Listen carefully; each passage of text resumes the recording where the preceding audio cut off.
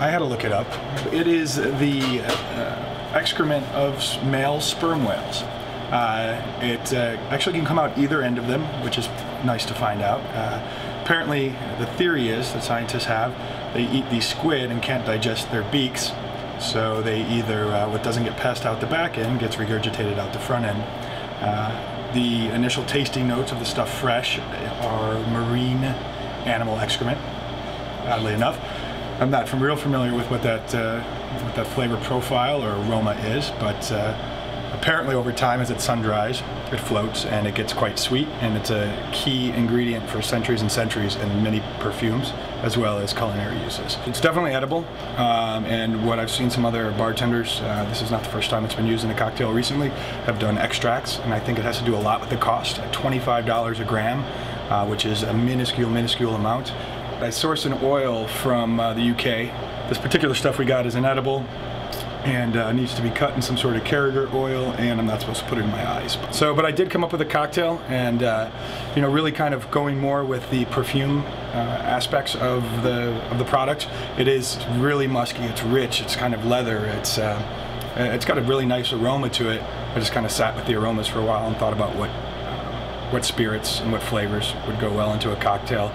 So I chose to do a warm punch with this. Everything about it, I mean, it's just warm flavors. It's warm aromas to me. Everything about it was just kind of, you know, like shaking it up just didn't seem right to me.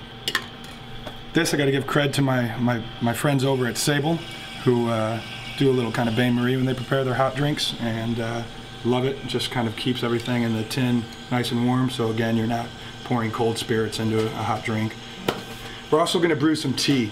When this challenge came up and I started to think about all of these aromas, there's a tea from a local distributor, Rare Tea Cellars, that I just loved. It's an Earl Grey tea, so it's got kind of the tannic, kind of dark flavors, but it also has a lot of bergamot in here.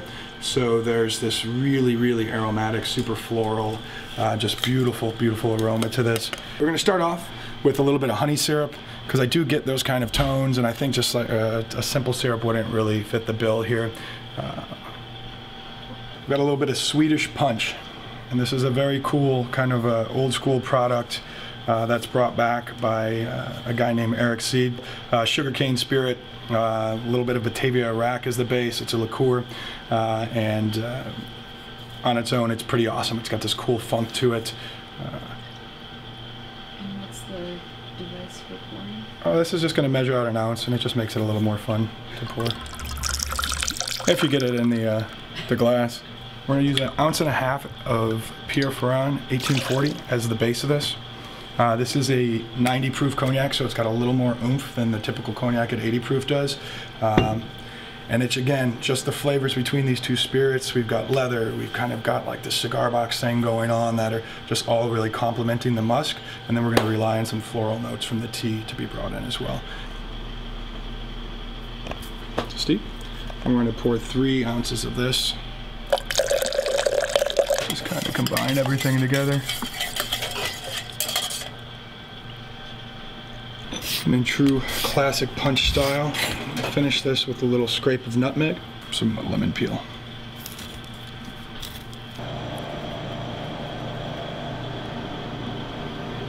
Being that the ambergris that we have is inedible, it's being warmed here, and it's kind of this, you know, everything that we're tasting, so much of what we're tasting is what we're smelling already. And so by setting this up in the same place where you'll be enjoying the cocktail, you're catching all the aromas from the oils. You know, people say the first person that ate an oyster was a brave man. I'm thinking that the first person that ate floating sperm whale crap was a little braver than the oyster guy. Just looking at the list of chefs, and I said, "Where's Giuseppe at? He's such a big personality. He's a character, you know." So I had recently been playing with this ancient tea tree bee pollen, and it's a fun ingredient. It's got good flavor, but I kind of wanted to see what he would do with it.